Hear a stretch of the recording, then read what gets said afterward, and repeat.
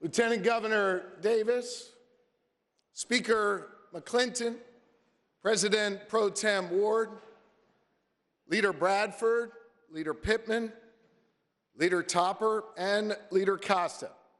Thank you for convening this special session and for giving me the honor of addressing this General Assembly for the third time as the 48th Governor of the Commonwealth of Pennsylvania. I want to thank the senators and representatives gathered here and to welcome our fellow Pennsylvanians who join us in this beautiful chamber. I'm mindful that as we gather in this full chamber, one seat is empty this morning, that of the late Representative Matt Gergely. We continue to lift up his family in prayer. May Matt's memory forever be a blessing. Before I begin, I want to recognize my outstanding cabinet and senior team, led by our Chief of Staff, Dana Fritz, who I have the privilege of working alongside every single day to move our Commonwealth forward. Let's also welcome our Attorney General, Dave Sunday.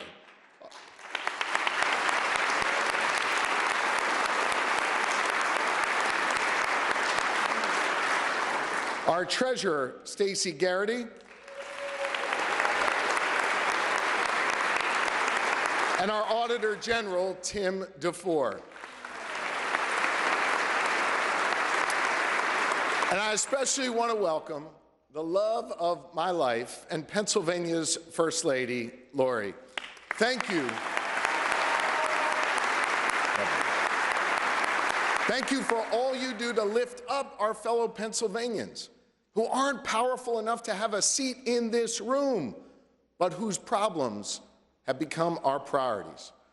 When this joint session was convened 2 years ago, I addressed you for the first time as governor, and for the first time in a dozen years, a governor addressed a divided legislature.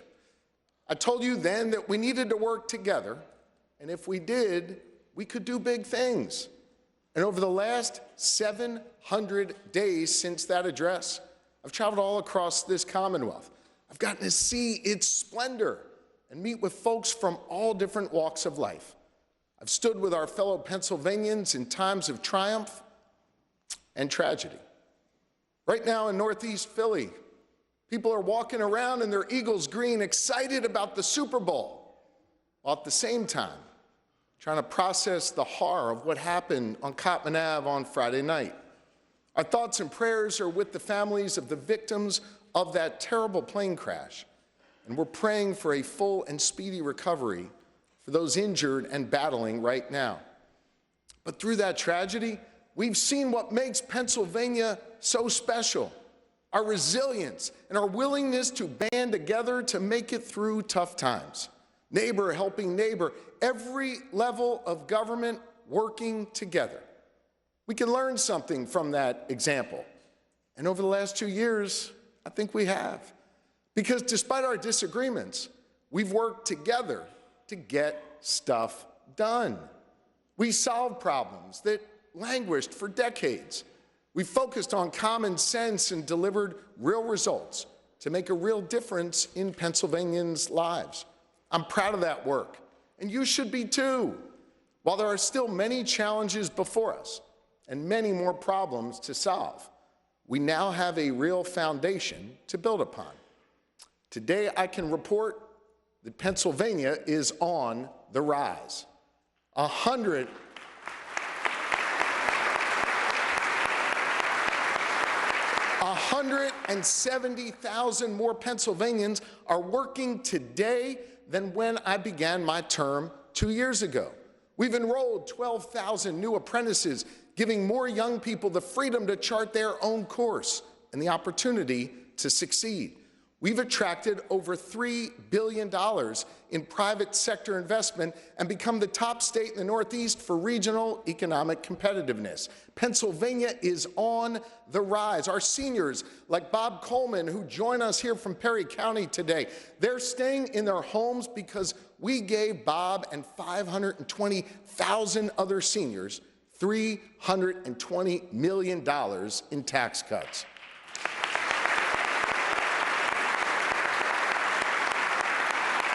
Our families have $136 million back in their pockets because we made childcare more affordable.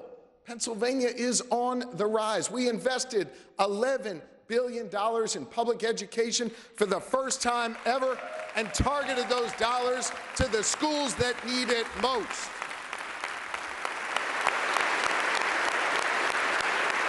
That's right. We did that together.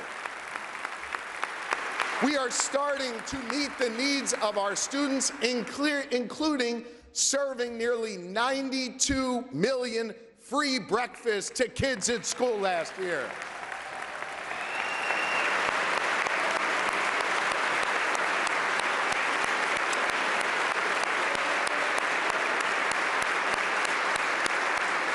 Pennsylvania's on the rise. We processed over 28 million permits in record time, eliminated backlogs, and cut wait lists for life-changing services. We are moving at the speed of business here in Pennsylvania. We've made wise investments that are beginning to pay off. And we still have billions of dollars in surplus at a time when neighboring states are facing serious deficits. Bridge repairs are up, and violent crime is down. Pennsylvania is on the rise.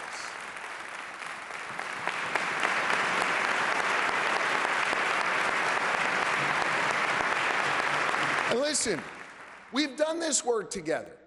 Each of the last 2 years, both Democrats and Republicans have voted for common sense budgets that solve real problems. We moved the ball down the field, and we put points on the board, and we should celebrate that. But we should be hungry for more. So today, let's talk about what comes next and how we build upon that foundation that we've laid. You know, this nation saw significant political change in the last election. Just 2 weeks ago, you can clap for that, that's all right. Just 2 weeks ago, President Trump was sworn into office with a U.S. Senate and a U.S. House under Republican control. But despite all that change, hang on, you may want to hold your applause for a sec, but despite all that change in D.C., the voters here in Pennsylvania returned a Republican Senate and a Democratic-controlled House with the exact same margins. That's right. Y'all came back with the same margins to continue to work with me to get stuff done.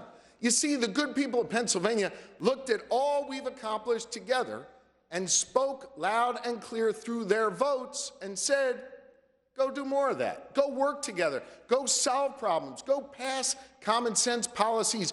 Go build on that progress and go get more stuff done in Pennsylvania. Pennsylvania is on the rise, and we are not gonna stop. You see, we have the resources that we need to make smart investments now and to maintain a responsible balance in reserve. My administration has worked to cut costs and use our money more wisely. Last year, I directed our budget secretary to begin a comprehensive review of every program we offer in our Commonwealth. Known as the REMAP initiative, we started with 3 agencies and identified inefficiencies and costs that can be eliminated. This budget incorporates those savings by sunsetting programs that are duplicative and don't work. In addition to the savings from the REMAP initiative, I directed our Secretary of the Department of General Services to conduct the first ever comprehensive review of every space this Commonwealth owns or leases. The way we work has changed. We need more technology, more hoteling space, and more areas for collaboration. By using the buildings we own as effectively as possible and reducing our reliance on external parking and office leases, we are going to save the Commonwealth tens of millions of dollars over the next several years. And when we save that money, it gives us a chance to invest in the things that matter most, like great schools for our children.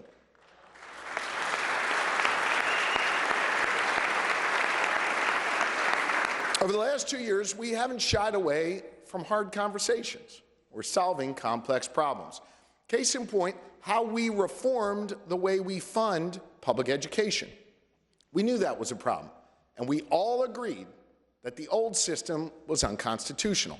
So last year, we made a commitment to not only invest a record amount in public education, but create a brand new formula that drives that money out to the school districts that need it most. You voted for that, and I signed it into law. And we agreed to keep doing it until we meet our obligation set forth under Article 3, Section 14 of our state constitution, which guarantees every Pennsylvanian access to a thorough and efficient system of public education. Just 2 weeks ago, I visited Harrison Morton Middle School in the Allentown School District. Thanks to the work that we all did together to both invest in our schools and then drive those dollars out under the new adequacy formula, Allentown School District is now receiving $90 million more than before. I saw the pride on those students' faces when the band played their new instruments and they got to show me their new uniforms. I heard the comfort in their voices when they told me that now they had more mental health resources in their school. And I listened to 8th grader Josh Colon Hernandez talk about what a difference it makes to have a new HVAC system that keeps school cool on those warm days. Those kinds of school infrastructure repairs, well, they're happening in more than 250 schools all across our Commonwealth. Josh also told me how much he loves his teachers. And because of our work, we certified more new teachers than at any other time in the past 7 years.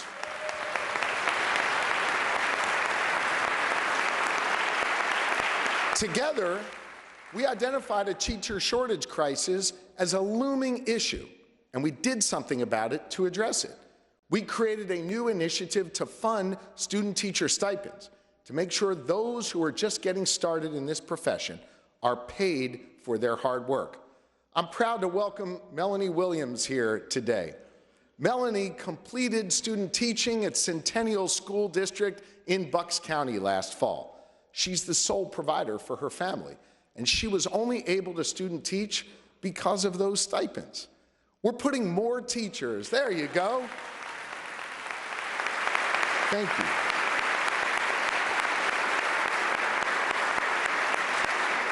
We're putting more teachers in our classroom and expanding the resources available to our students. 778 schools have been able to expand mental health services and hire counselors because we prioritized student mental health. And over 75,000 young people are charting their own course through VOTEC and CTE classes. That's 3,500 more than before.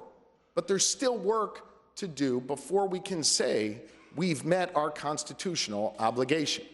My budget continues the path we set out on last year by investing an additional $526 million through that adequacy formula.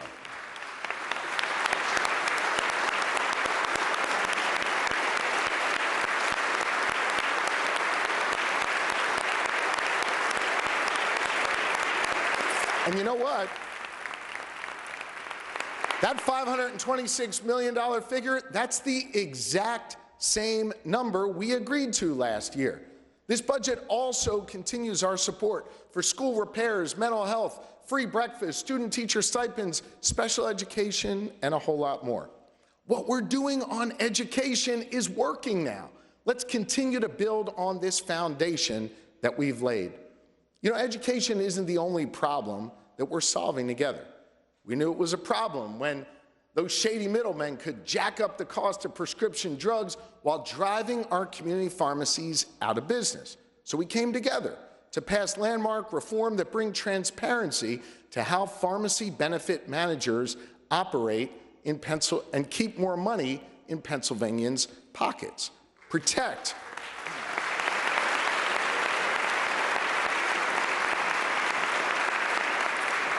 We're protecting the small and independent pharmacies we rely on, our communities now.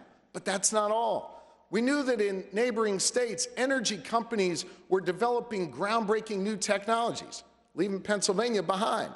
So you passed and I signed legislation that allows companies to invest in carbon capture and energy innovation.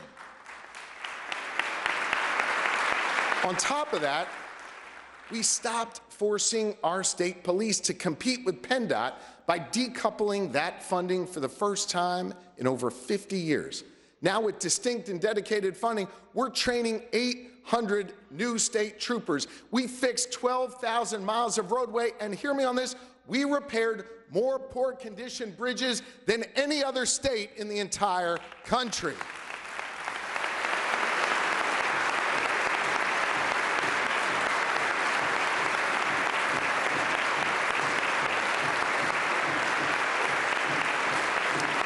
These are just some of the examples of the many problems that we solve together.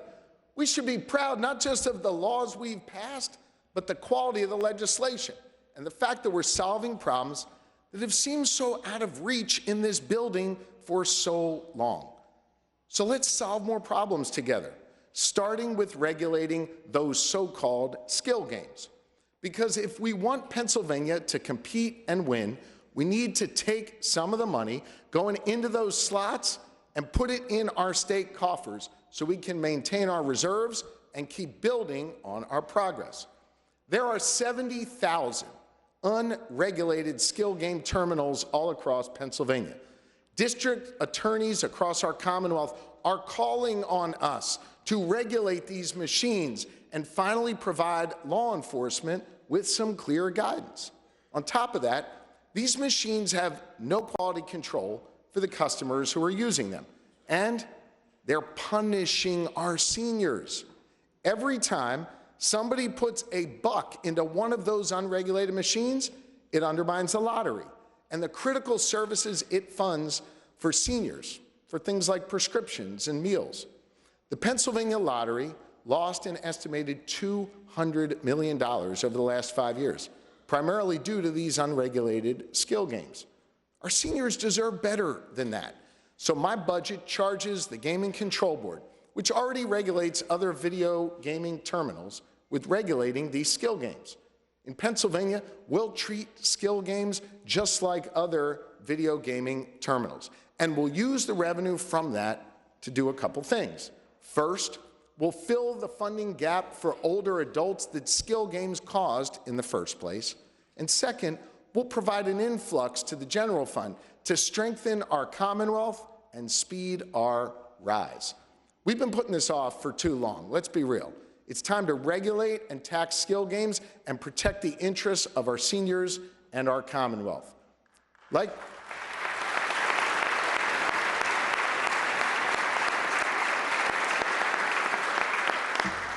skill games, there's another issue that's long overdue to regulate, and that is adult use cannabis. 24 states have already legalized adult use cannabis. That includes almost every single one of our neighbors. Look, I want to be real with you. As a father of 4, and as the former chief law enforcement of the Commonwealth of Pennsylvania, this was really hard for me. But I took the time to study it and to understand the impacts, to understand the choice between continuing the black market of drug dealing versus a highly regulated industry with protections in place for our children. Letting this business operate in the shadows, it doesn't make sense. And by doing nothing, we are making Pennsylvania less competitive. Besides, let's not kid ourselves here.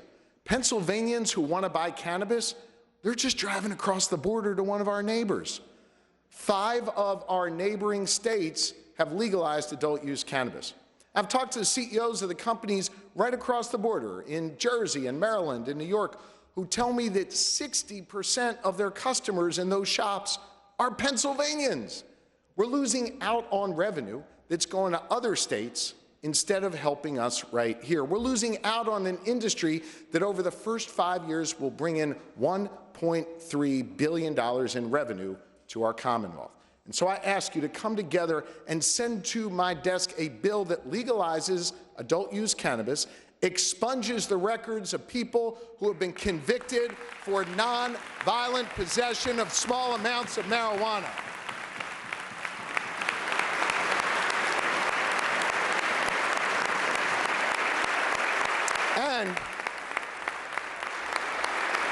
And a bill that sets reasonable regulations, protects public safety, and gives communities that suffered from the criminalization of cannabis an opportunity to succeed.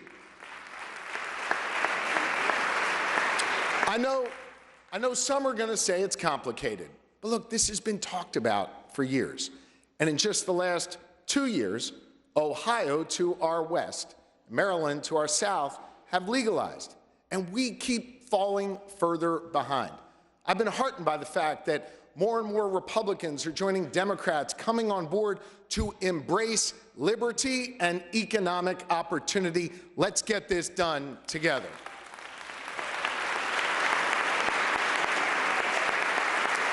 I know many of you care about making Pennsylvania more competitive. And thanks to the work we've done together over the past 2 years, we are competing again. We're building new industrial sites that will host factories and labs and power plants. We're improving our main streets and supporting the small businesses that line them. We developed a plan to revitalize downtown Pittsburgh and leverage $60 million in state capital to generate $600 million in private sector investment for the Golden Triangle.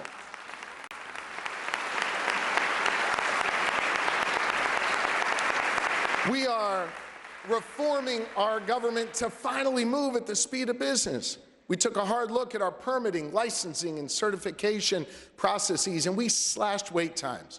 We cleared backlogs, and we fixed systems that hadn't been looked at in years. Now it takes just 3 days to get a business license instead of 8 weeks.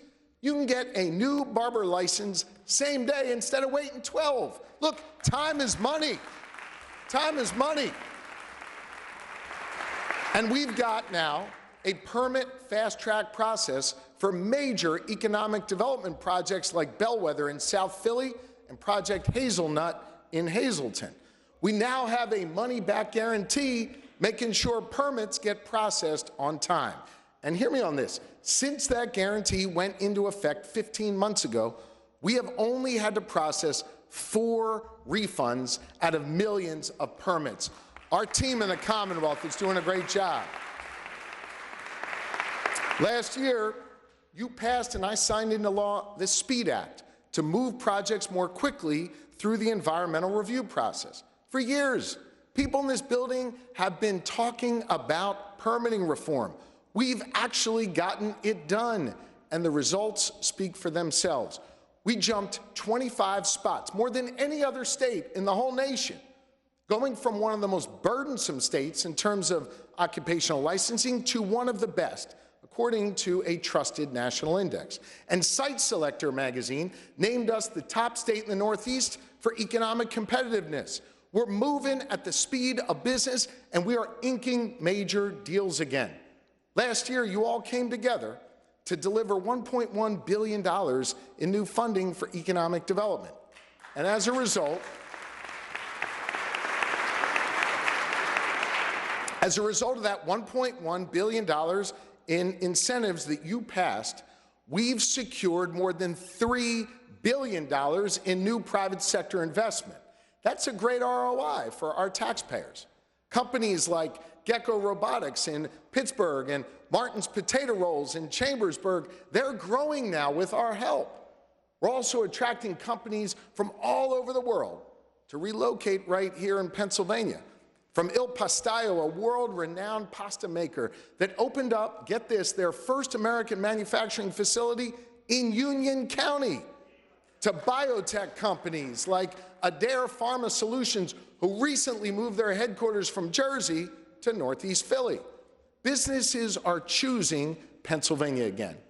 And it's not just businesses that are choosing Pennsylvania, it's big events too. I'm proud of the fact that we landed the NFL draft in Pittsburgh.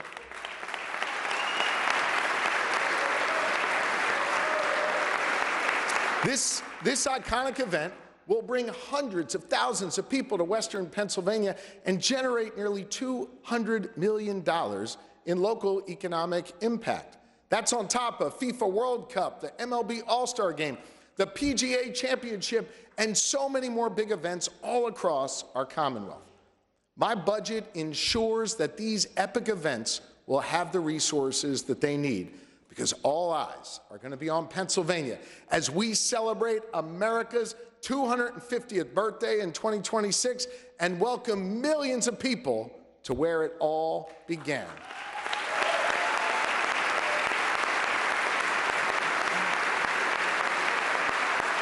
Every year, Pennsylvania welcomes nearly 200 million visitors as they enjoy their own great American getaway. They come here for our sports and our history, our small towns, our restaurants, and our craft breweries. They also come here to experience our Commonwealth's natural beauty on a kayak, on horseback, by bike, and yes, even in an RV with their 4 children.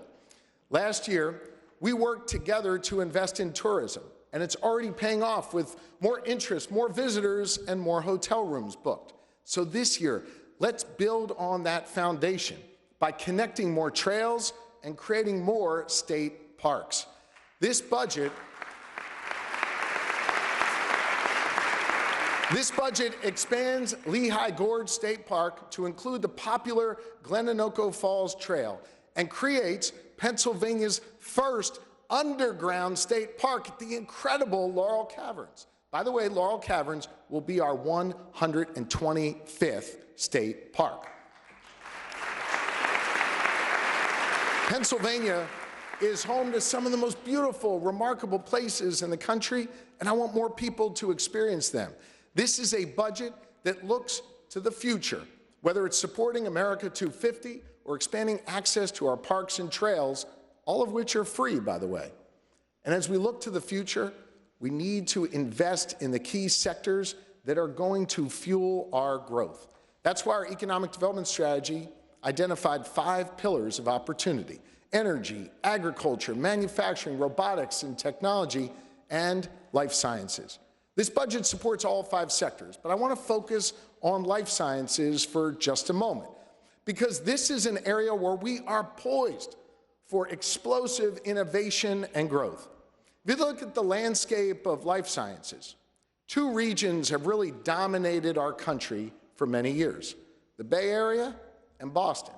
And listen, it pains me to utter the word Boston given my serious hatred of the Boston Celtics. But facts are facts here. But after them, there's a huge drop-off and a huge life sciences void that should be filled by us. Think about it. We are already home to world-class universities and research institutions. Penn, Pitt, and Penn State all spend over $1 billion annually on groundbreaking research and development.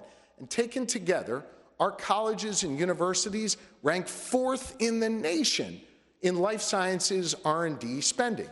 Over 100,000 of our fellow Pennsylvanians work in this industry at places like Crystal Biotech in Western PA, Spark Therapeutics in Philly, and GSK in Lancaster County.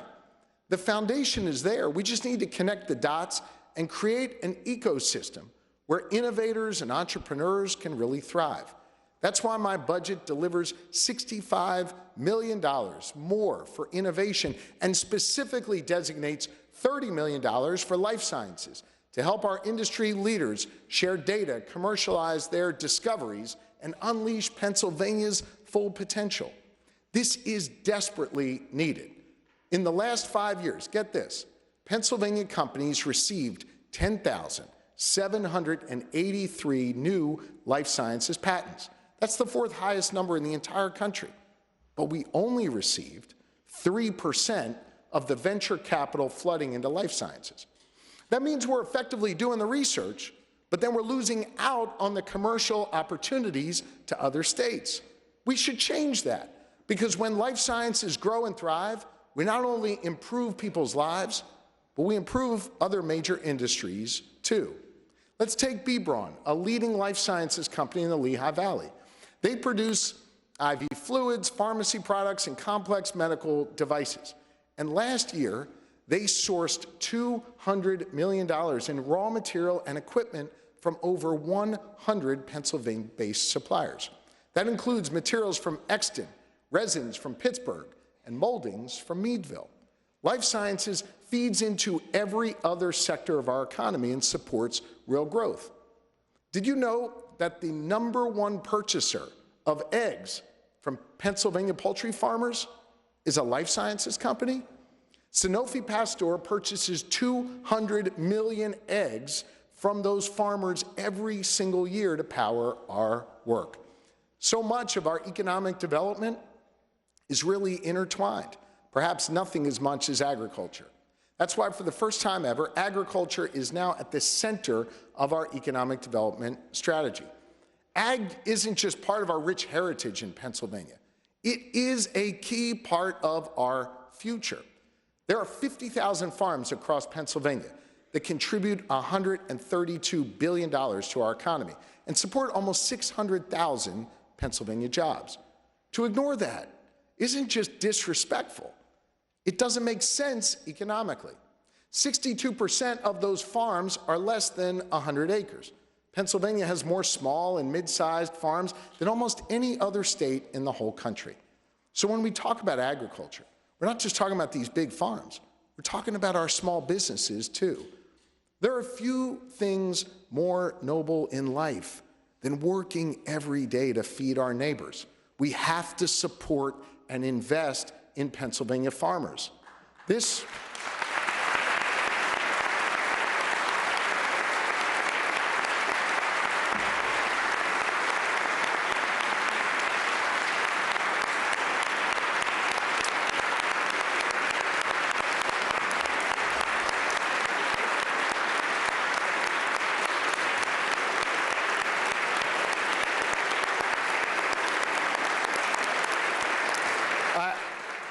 I've never seen so many people who represent farmers who can't even clap for them.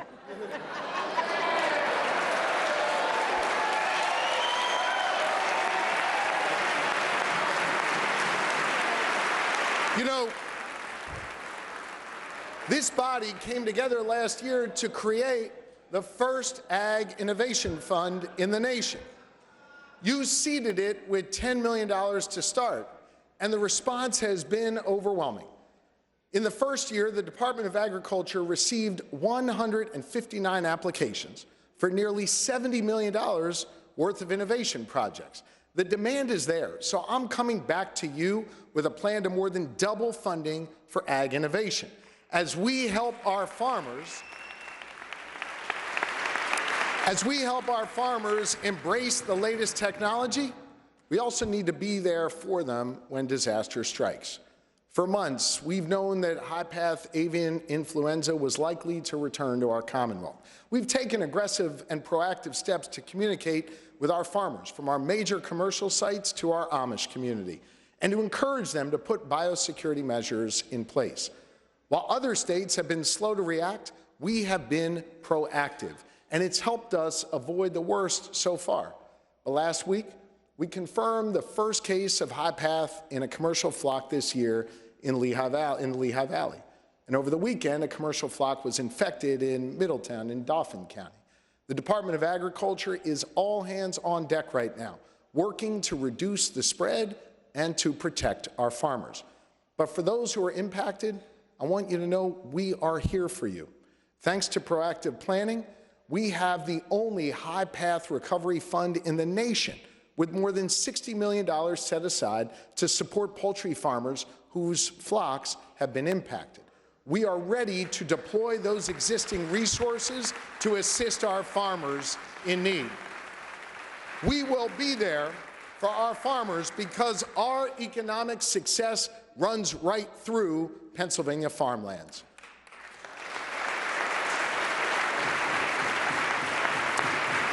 Economic success requires us to ensure a farmer, a life sciences company, or a small business can get their goods to market, and that people who do the work can get to and from the job site.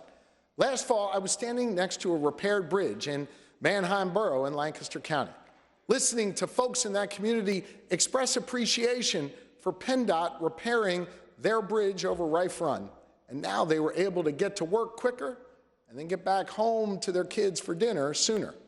In my first 2 years as your governor, we've delivered over $380 million in new funding for our roads and bridges and used it to repair more poor condition bridges than any other state in the entire country.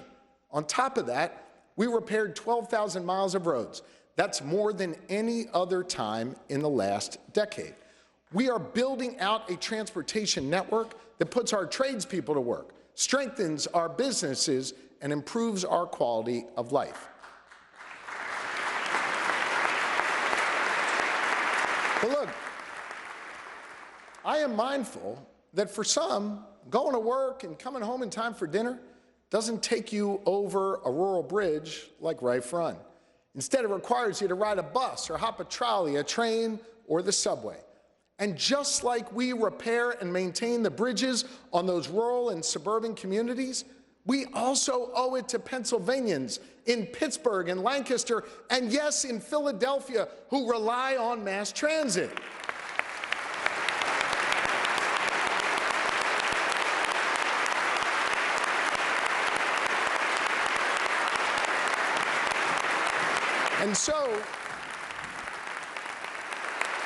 And so my budget delivers to keep our mass transit running all across our Commonwealth. And while we're at it, let's deliver more funding for roads and bridges, especially in our rural communities, so we can continue that progress too. It should not be an either or. This should be a both and. Whether you're a mom,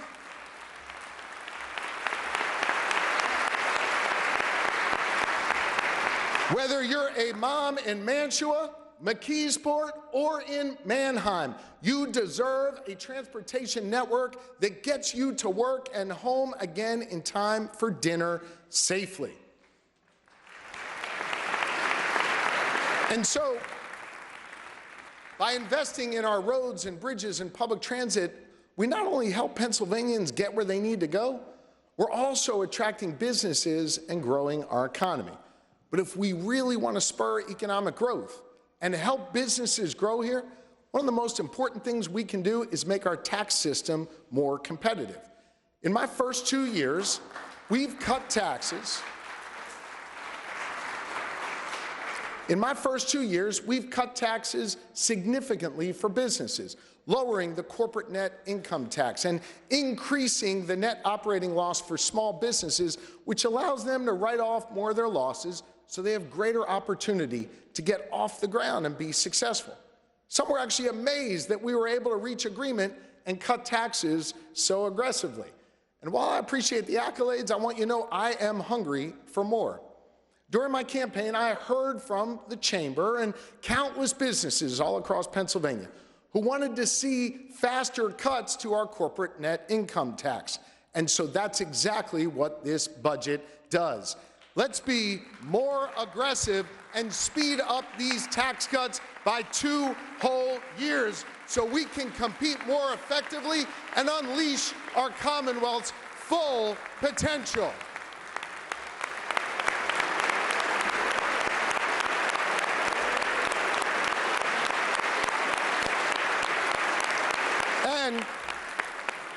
And while we speed up those tax cuts, let's make our tax system simpler, more modern, and more streamlined to spur on even more economic growth. Let me give you an example. Unlike most other businesses in Pennsylvania, banks and financial institutions pay one of 3 separate taxes instead of the corporate net income tax. One of those bank taxes is so old, it was passed when President Abraham Lincoln led this country. Let's eliminate those 3 outdated bank taxes and make our system simpler and more consistent. This is common sense stuff.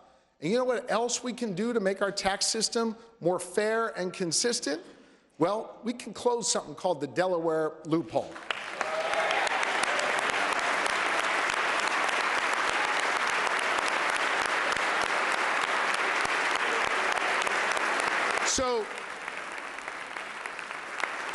So follow me on this, right? Of all the businesses in Pennsylvania, nearly 90% pay their full amount due in taxes, whether that's the CNIT or the personal income tax. But 11% of those businesses, and you know, they're typically the big ones who can afford big-time accountants and high-priced lawyers, well, they take advantage of a loophole in our system to avoid paying their fair share to our fellow Pennsylvanians. It's not fair that they get a free pass while everybody else pays. Think about it. They generate a lot of revenue here in this Commonwealth. They use our roads and bridges and schools and parks, and then they avoid paying taxes here due to an outdated loophole that 28 other states have already closed. That includes states like Texas and Utah, New York and West Virginia, states led by Democrats and states led by Republicans. So let's close the loophole, cut taxes more aggressively, and move on from Civil War era fiscal policy. It's time to get that done.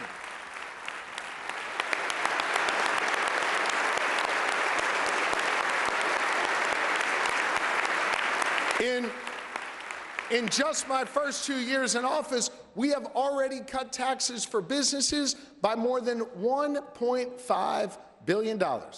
Taken together with the progress we've made, my plan would cut taxes by $10.5 billion by 2029. It will encourage more companies to move here and expand here. It will allow them to reinvest in our workers and expand their operations. Folks in this building have been talking about cutting taxes for years. But here I am, a Democratic governor with an aggressive plan to cut taxes, ready to work with you to get it done and make Pennsylvania more competitive. So let's join together.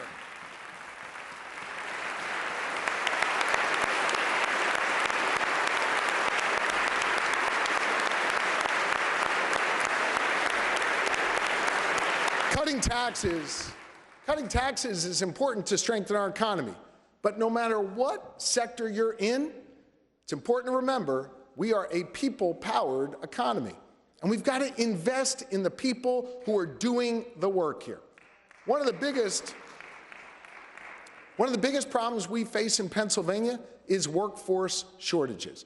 That's why I've been focused on expanding our workforce from my very first day in office, when I signed an executive order to make 92% of state government jobs open to Pennsylvanians without a college degree.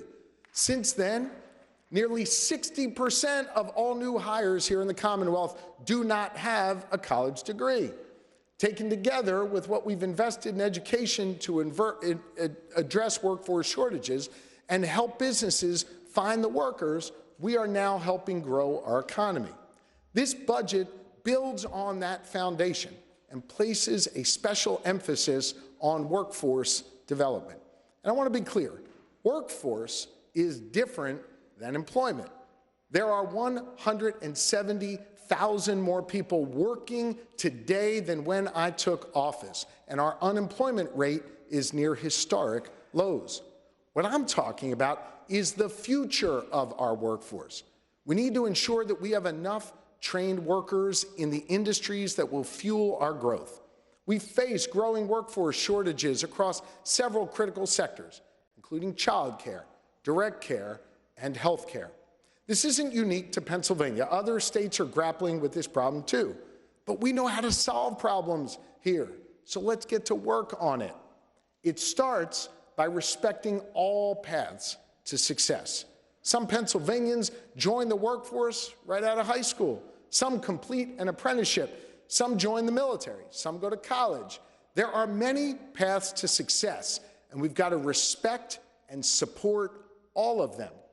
That's what we've done together over the past 2 years, increasing funding for VOTEC, career and technical education, and apprenticeships by nearly $65 million. Today, our Commonwealth invests 50% more in workforce development than the day I took office.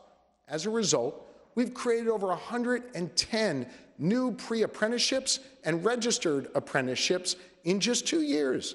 And we've trained over 29,500 Pennsylvanians in fields like welding, manufacturing, transportation, and ag. As I said, there's many paths to success.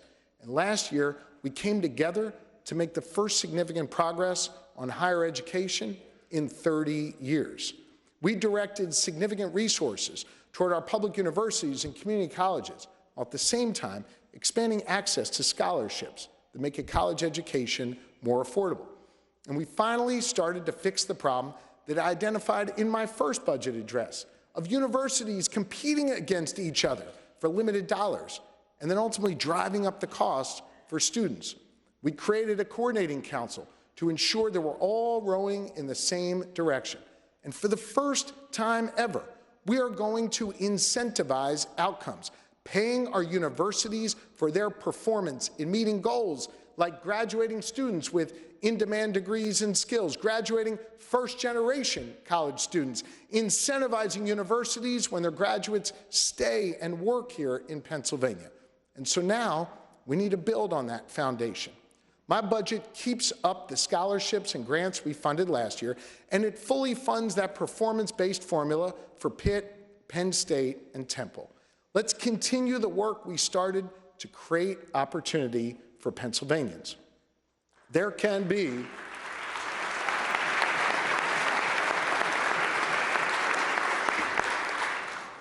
no wrong door for accessing opportunity. And opportunity should be available to those with and without a degree. Did you know that there are 650,000 Pennsylvanian adults who don't even have a high school degree? That's hundreds of thousands of our neighbors with untapped potential. Folks who actually want to advance their careers, but they need help developing the reading, writing, and math skills that most jobs require. That's where adult literacy initiatives come in. They provide the training and education folks need to get a job, keep a job, and get a better job. We have 54 centers all across Pennsylvania that do this work. And more than 7,500 people are stuck on their wait lists because they don't have enough funding. But once folks get into a class, it can be life-changing. That's the story of Alexandra McDowell, who joins us today from Lancaster County. Welcome.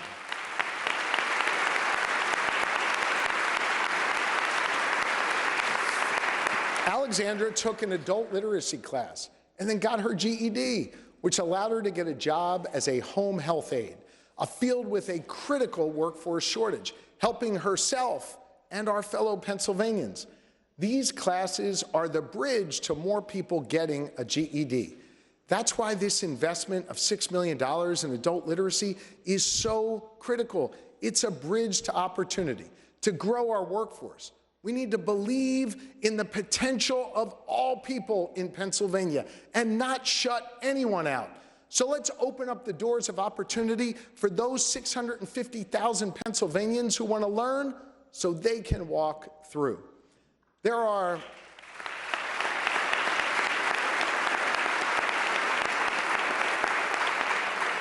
so many Pennsylvanians who want to be part of our workforce, but too oftentimes get forgotten and left behind. One of the greatest privileges Lori and I have had is meeting with those with disabilities who are out working, powering our economy, and putting smiles on people's faces. Whether it's when we grab a coffee at Knorr in Camp Hill, a sandwich at Biddy and Bo's in Bethlehem, or a cookie at 260 Bridge Cafe in Phoenixville. These folks might have physical or intellectual disabilities, but they're making incredibly valuable contributions in our communities every single day. We recognize that. People often underestimate what people with disabilities are capable of, but we're different here in Pennsylvania because we know that people with disabilities, they bring unique strengths to the work that they do. You know, we have an entire office in the Department of Labor and Industry that helps folks with disabilities get right into the workforce. It's called OVR, the Office of Vocational Rehabilitation. This office doesn't just give workers the skills they need, it actually fosters connections between the 50,000 Pennsylvanians who receive help from OVR and the businesses that are looking for trained workers. This is something that the First Lady herself has worked closely on with our team at L&I, DCED, and the Office of Transformation and Opportunity. One of the iconic Pennsylvania companies that has a history of hiring individuals with disabilities is Sheetz. They've been working with OVR for a few years, hiring Pennsylvanians with disabilities to work in their distribution center. Recently, the First Lady went to Wawa to encourage them to also partner with our OVR team, and they agreed. Look, I know Sheetz and Wawa have always had a bit of a friendly rivalry. In fact, I know there's a bunch of people in this room who have chosen sides in that rivalry. But here's the thing. Here's the thing. Sheetz and Wawa and so many others are unified behind lifting up and employing those with special needs and disabilities. I'm proud of both companies, and we're going to keep reaching out to businesses all across Pennsylvania to encourage them to hire people who have so much to contribute to our workforce. I want to thank the First Lady for her leadership in this space and ask all of you to join her and come together to fund the Office of Vocational Rehabilitation so that work can continue.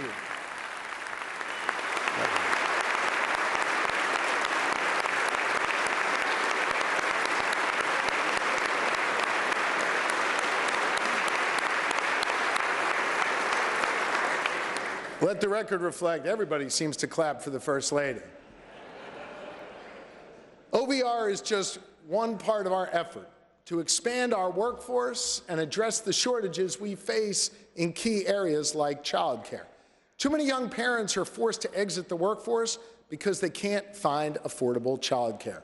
We've taken action over the last 2 years to make childcare more affordable, expanding one tax credit for families and creating another for businesses who contribute to their employees' childcare costs. But we can't just tackle affordability.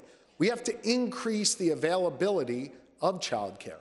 Right now, we have 3,000 unfilled jobs in childcare. If we filled those jobs, 25,000 more children in Pennsylvania could have access to childcare, and parents could have peace of mind that their kids are well taken care of when they go to work. Look, we've studied this issue from all angles with community organizations, chambers of commerce, members of my administration, and everyone reaches the same conclusion. The reason why these jobs aren't filled is because folks aren't being offered a competitive wage. Today, we're joined by Michelle Delago, the director of a child care center in Schuylkill County.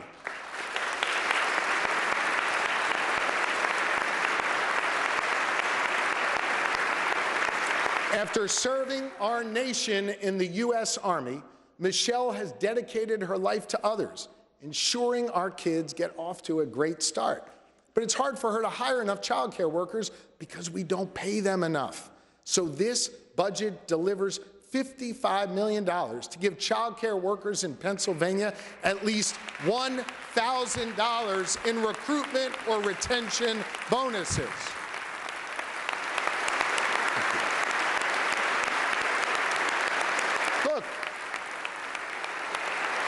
Look, we know this type of approach works to fill critically important positions. We've tried it with other jobs, including recruitment bonuses for municipal police officers. We came together to pass that, and as a result, we've been able to recruit nearly 700 new police officers across Pennsylvania.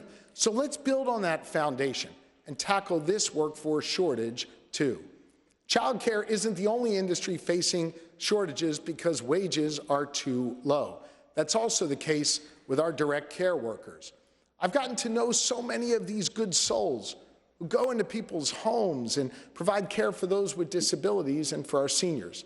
People like Cheryl Harp, who join us in the chamber today. Cheryl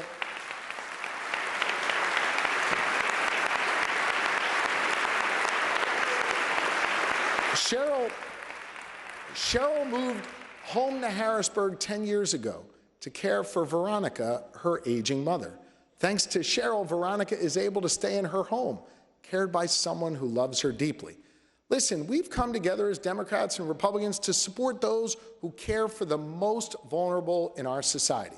After years of shortchanging the IDA community, we made an historic commitment to meet their needs in this past budget, and it's working.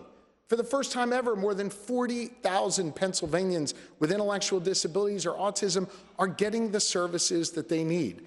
And after years of inaction, we reduced the emergency waiting list by 20% since just last July.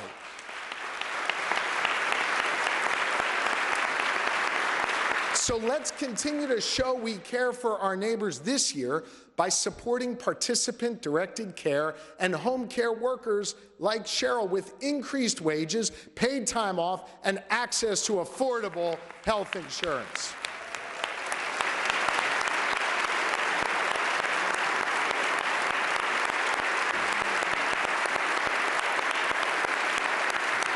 A sustainable home care workforce is also critical for our seniors, many of whom rely on their services. That was one of the takeaways from Pennsylvania's first ever master plan for older adults, Aging Our Way, PA. And it's why, as part of that plan, the Department of Aging created a caregiver toolkit to give those caring for our seniors more help doing these difficult jobs. There are 2.6 million Pennsylvanians over the age of 65. And the best way to meet their needs is to work closely with our community partners, including our AAAs.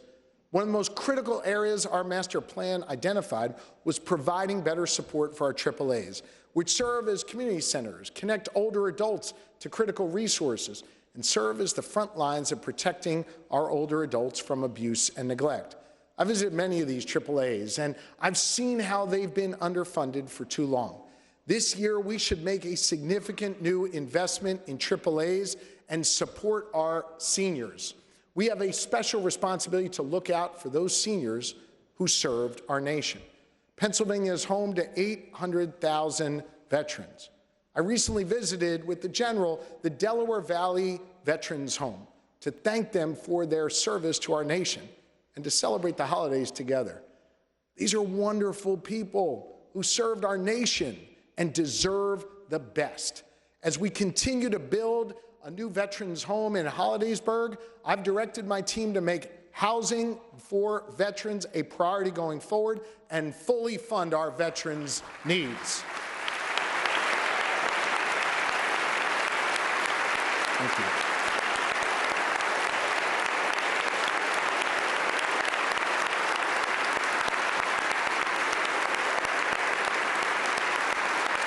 So whether a Pennsylvanian lives in one of our 6 veteran homes, visits a AAA, or goes to the doctor, they deserve great care. But here in Pennsylvania, we are facing shortages of healthcare professionals, especially in our rural communities. Consider this. In urban counties in Pennsylvania, there is 1 primary care doctor for every 222 residents. In rural counties, there is 1 primary care doctor for every 522 residents. That means rural Pennsylvanians who already have to travel further distances to get to their doctor also have less access. To ensure every Pennsylvanian, no matter their zip code, has access to high-quality healthcare professionals, we've got to take action to build a more competitive healthcare workforce. Across this whole budget, we take steps to find more doctors and nurses where we need them most. And we expand an existing and successful loan forgiveness initiative to incentivize more healthcare providers and behavioral health specialists to take jobs all across our Commonwealth.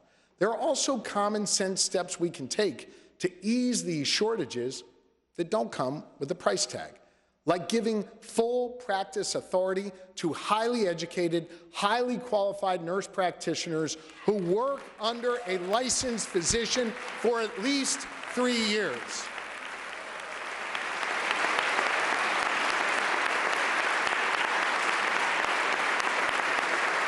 This is smart, and it's already passed.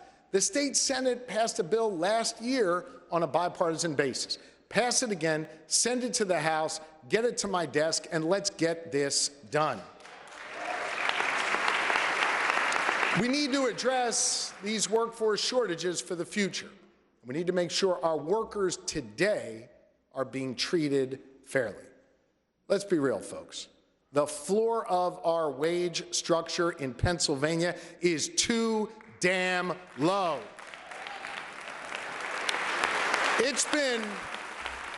It's been stuck at $7.25 for the last 16 years.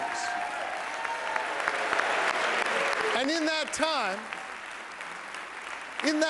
every single one of our neighboring states has raised the minimum wage for their workers. Maryland and Delaware are at $15. New York and New Jersey are over $15. Ohio's at $10.70. Hell, West Virginia is at $8.75. In the last session, the House of Representatives passed legislation to increase our minimum wage to $15 an hour, and the Senate sat on their hands.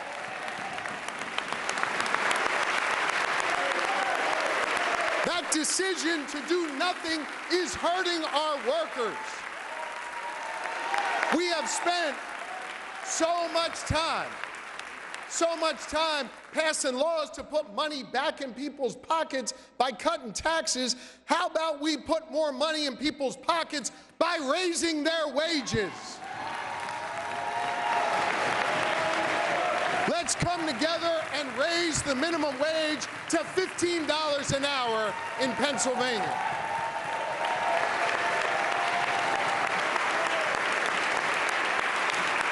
This budget places a special emphasis on filling critical workforce gaps. It makes strategic, common sense investments to give every Pennsylvanian a shot at success. And it solves real problems, including in health care. One of the most heartbreaking problems our grandmoms and grandpops face are neurodegenerative diseases like Alzheimer's and ALS and Parkinson's. There are members of this body who have lost parents due to these terrible diseases. And I know they want us to do more here to honor the memories of their loved ones. Pennsylvania is home to some of the top research institutions in the world. Let's put them to work by funding groundbreaking research into neurodegenerative diseases and make Pennsylvania a leader in this fight. By doing so, we would build on the progress we made last year when we created the first Alzheimer's disease division in the Department of Aging. Let's keep working on this together. To ensure Pennsylvanians have the best possible care throughout their lives, we've got to address the significant structural challenges hospitals across the Commonwealth are facing right now.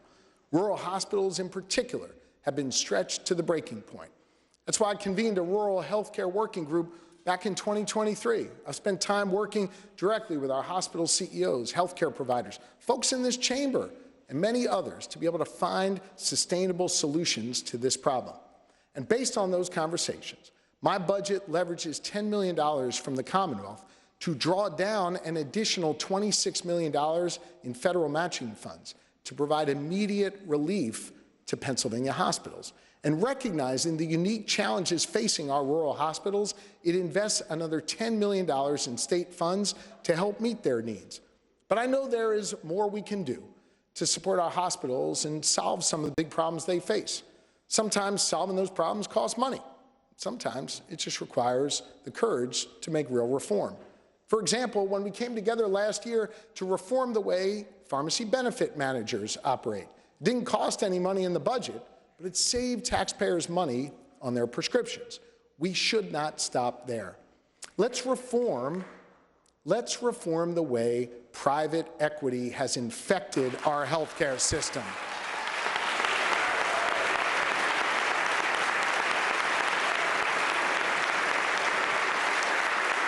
Let me explain this. Let me explain this.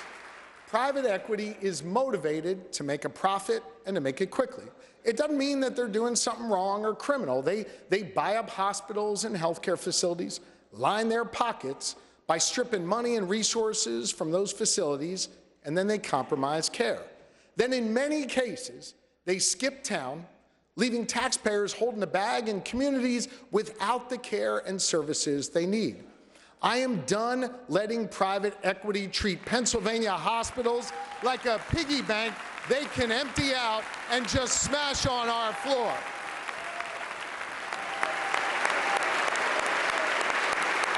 So why don't you join me in standing up for our local hospitals and nursing facilities and put in place real safeguards against private equity. Let's require pre-transaction notification for all sales and mergers and acquisitions and bankruptcy claims by empowering the Office of Attorney General to review these intentions carefully, comprehensively, and with the community's best interests at the forefront.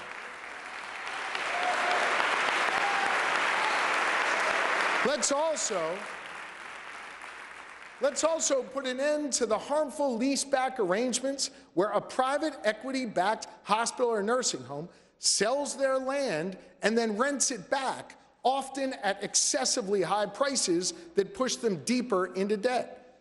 Many of you in this chamber have seen the damage that private equity can do to local healthcare facilities. In fact, Democrats and Republicans in the Senate and in the House have sponsored bills to make these needed reforms.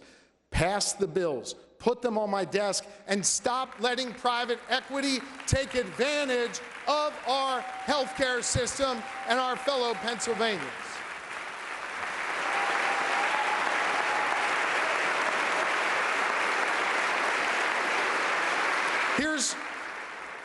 Here's something in the healthcare space that we don't often talk about. An issue that lurks in the shadows but affects 1 in 8 moms across our country: postpartum depression. Improving maternal health is important to me, and I know it is to so many of you in this chamber, including the Black Maternal Health Caucus. 2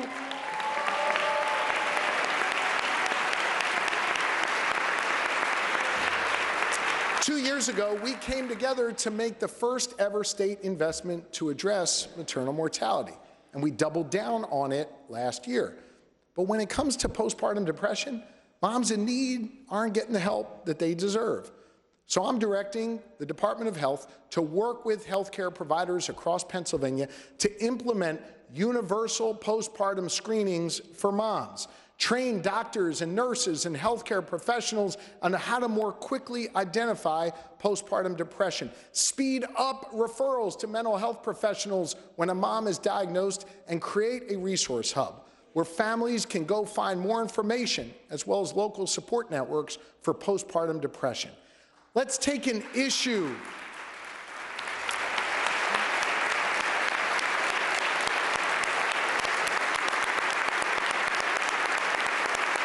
Thank you.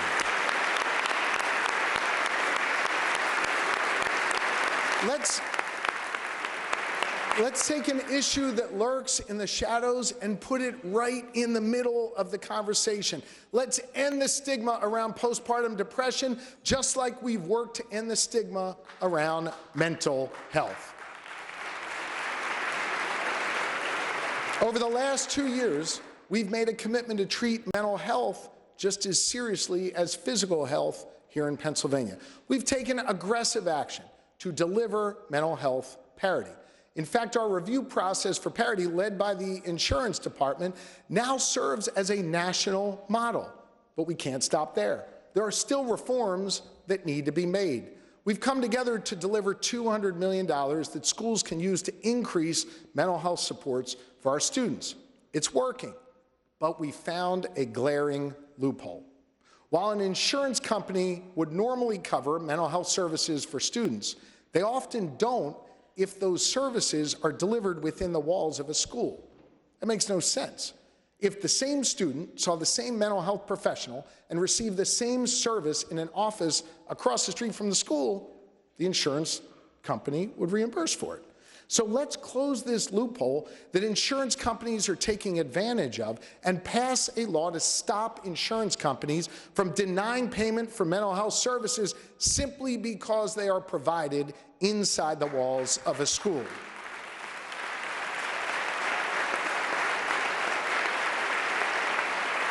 And while we're fixing mental health coverage for kids, here's another thing we should work on.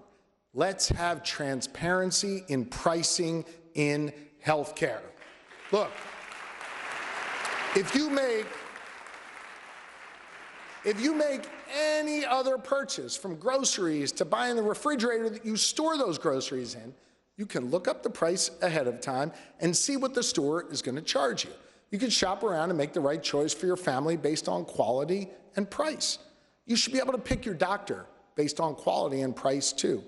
As individuals, we go to our insurance company and we ask, how much will I have to pay to get this inhaler for my kid that he was prescribed? But we actually can't compare that to what other insurance providers would charge. Pennsylvanians deserve price transparency in their healthcare system. So this budget invests $4 million in PHC4 to develop an all-payer claims database. This database will collect medical, pharmacy, and dental claims from private and public insurers and then make them publicly available. That small investment of $4 million could save Pennsylvanians hundreds of millions of dollars on their medical bills. This is a common sense way to cut healthcare costs. Let's also enshrine the protections of the Affordable Care Act under federal law into our state law here in Pennsylvania.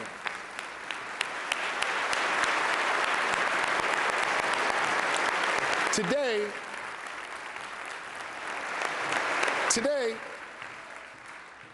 1.2 million Pennsylvanians get their health care through the Affordable Care Act. And while I know there are some who would like to do away with it down in Washington, D.C., the fact is it's working for Pennsylvanians. Pennsylvanians have come to rely on guaranteed coverage for pre-existing conditions, the guarantee that young adults can stay on their parents' insurance until they turn 26, and the guarantee that lifetime limits won't price people out of health care that they so need and so deserve. If we fail to take action and the ACA goes away, health care costs will dramatically increase for Pennsylvanians. Let's work together to make sure that doesn't happen. From childcare to healthcare to energy, we have been focused together on cutting costs all across the board. Our Commonwealth is the second largest energy exporter in the country and one of the most important energy producers in the world. Because of that, we are powerful enough to develop common sense policies that will lower costs, protect and create jobs, and take meaningful action to address climate change. Last week, I announced my vision to secure our Commonwealth's energy future, the Lightning Plan, inspired by Ben Franklin and backed by environmental groups, the building trades, chambers of commerce, consumer organizations, and even industry leaders. The Lightning Plan takes bold steps to increase energy productions, explore pathways to renewable sources, and grow our economy. It takes concrete, direct steps to cut energy costs, create jobs, hold down electric bills for families, and increase generation in our Commonwealth. The time for action is now. So when folks turn on the light switch in their homes, they won't have to worry whether the power will turn on or the bill will be too high. Here's another thing people shouldn't have to worry about: access to safe, affordable housing. In April,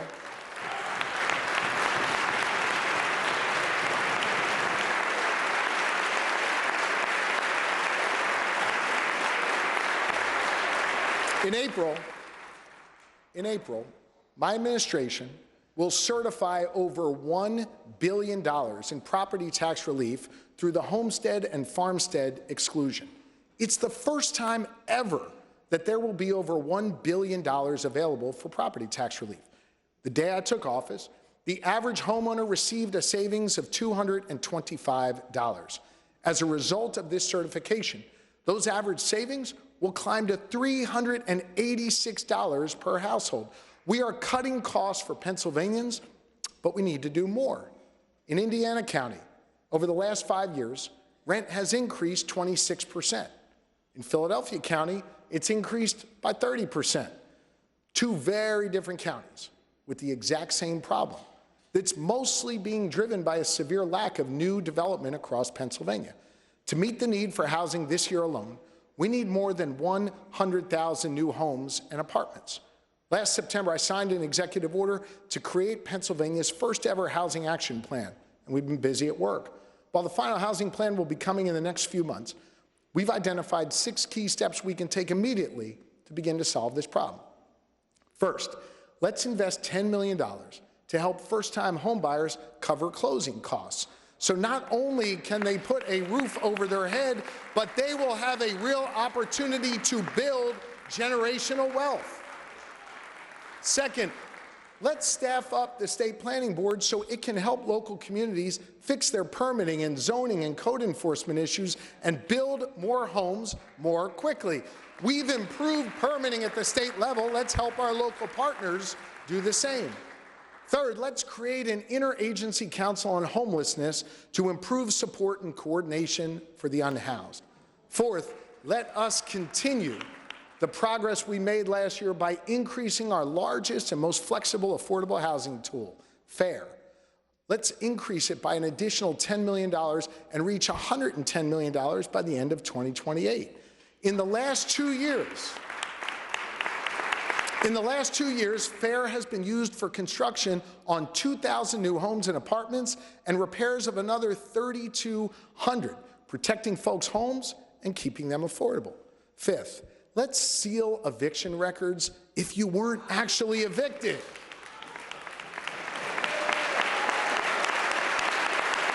In Pennsylvania, as soon as an eviction is filed, it becomes permanent mark on someone's background, even if that case eventually gets ruled in the tenant's favor. That makes literally no sense. Let's deploy our common sense mentality and fix this together by sealing those cases from public record. And sixth, let's invest $50 million to create a new statewide housing repair fund to help homeowners struggling to make needed repairs to their aging homes.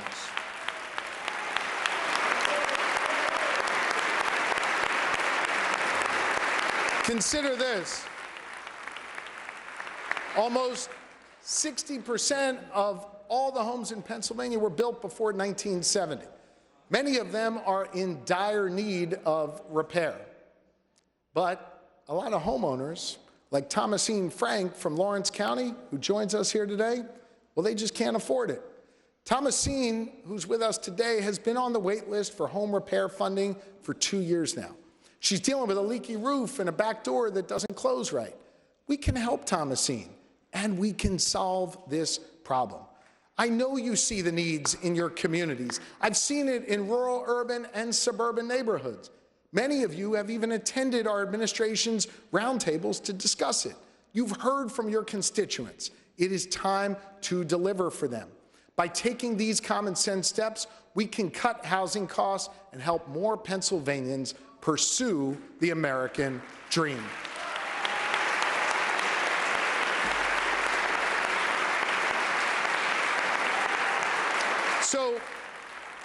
So we're cutting costs. We're cutting costs for Pennsylvanians. We're making sure they can receive the health care that they need. We're expanding our workforce, investing in our schools, growing our economy. Working together, we are solving real problems. So let's solve another by prioritizing the needs of our brave firefighters. Let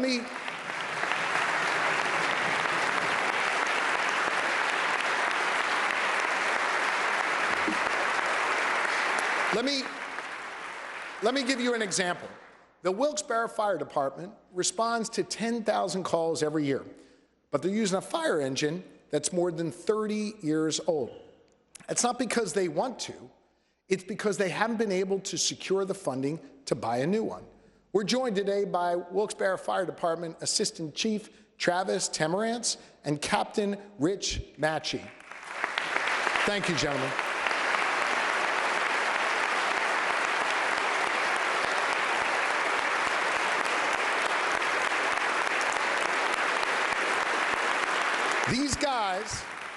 These guys and their teams literally run into burning buildings to keep us safe. We need to do right by them. My budget takes 3 concrete steps to support our firefighters. First, it creates a new competitive funding stream of $30 million in grants for our fire companies. We already appropriate $30 million through a different initiative, and that money gets spread out all across our fire companies. Firefighters know they'll get a steady stream of funding every year, and that's a good foundation. But the current system makes it hard for companies like Wilkes-Barre to make a single big purchase or an equipment upgrade. This budget solves that problem by establishing competitive grants that allow fire companies to purchase equipment, recruit and retain firefighters, and meet their unique needs. Second, we have to be mindful that firefighters are being stretched thin right now, responding to more and more calls each year as the number of firefighters across the Commonwealth shrinks. Fire companies have told me that they want to collaborate more and share more services, but there's no incentive for them to do that because it costs them money. My budget incentivizes cooperation and creates a pilot program to help municipal fire companies work together.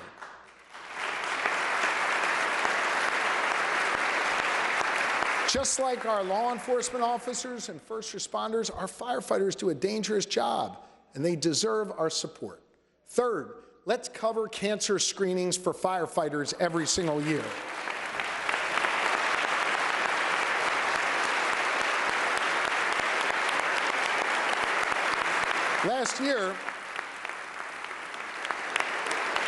Last year, we reformed our Workers' Compensation Act to ensure firefighters, first responders, and law enforcement with a post-traumatic stress injury get the coverage that they deserve. Let's build on that foundation. Firefighters expose themselves to toxic chemicals while on the job just to keep us safe. We have to have their backs. Join me in supporting our firefighters.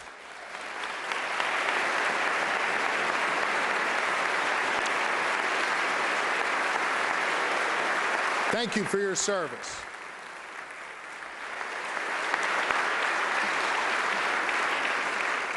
When that plane crashed in Northeast Philly on Friday night, we saw our brave firefighters put out a raging jet fuel fire. Because of how quickly they acted, lives were saved. They did that work in partnership with law enforcement. Law enforcement at all levels work together to help a frightened community. We have to keep investing in our police, especially our state police, the finest law enforcement organization in the entire country.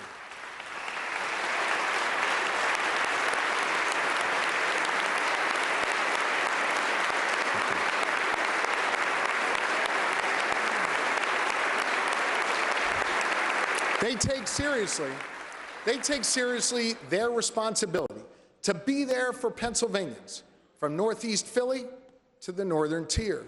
But in turn, it's our responsibility to provide them with the resources they need to be successful. That's why we took an historic step to give PSP dedicated funding, and we have to continue that commitment in this budget. We've also funded new cadet classes to offset increasing numbers of troopers nearing retirement. Today, nearly 400 more highly trained troopers are out in our communities thanks to that bipartisan commitment, and more are on their way. To build on that foundation, this budget adds 4 more cadet classes for the Pennsylvania State Police.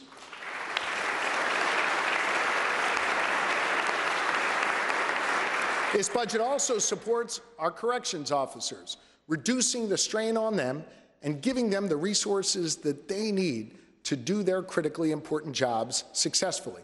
My administration has prioritized filling critical vacancies among our COs. Over the last 2 years, we've cut the corrections officer vacancy rate in half, hiring nearly 3,000 new COs. Our investment in law enforcement are working. Violent crime is down across Pennsylvania.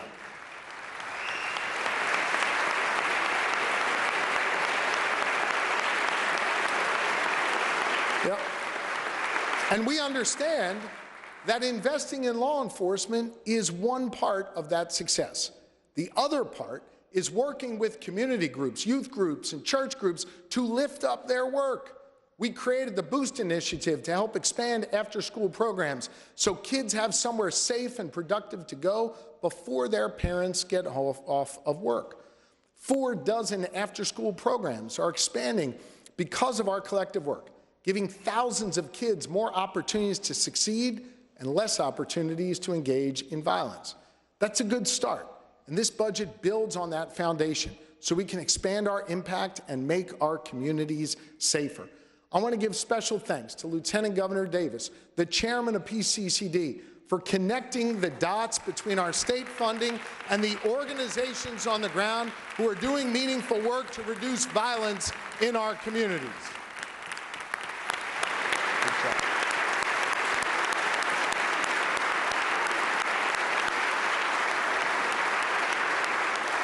So here's what I want us to do together.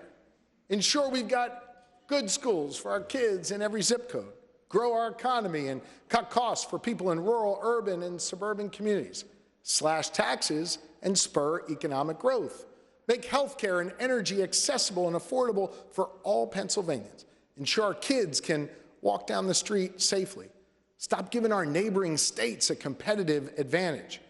These are common sense Pennsylvania priorities that I know we all share.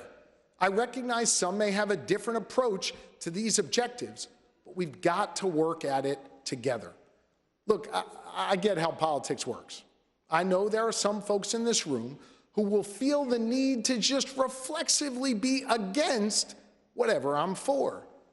Remember, despite the wave nationally, voters sent the same group back here to keep making progress. And so I ask you to resist the temptation to put politics above people, and instead, let's continue to work together to solve problems in Pennsylvania.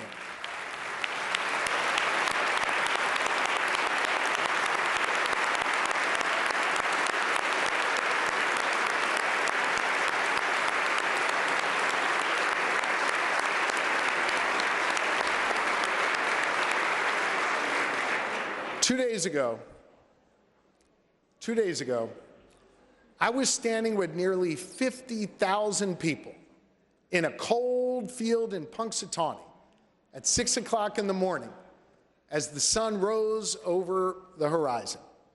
Folks from every corner of our Commonwealth were there. In fact, from all corners of this great country and several foreign countries, gathered together to see our official state meteorologist, Phil, come out and give us a glimpse into our collective future. At that moment, as we held our breath while the president of the inner circle, Tom Shingle Shaker Dunkel, waited to see if Phil would see his shadow. Tom and his wife join us here today in the back of the chamber. Welcome, Shingle Shaker.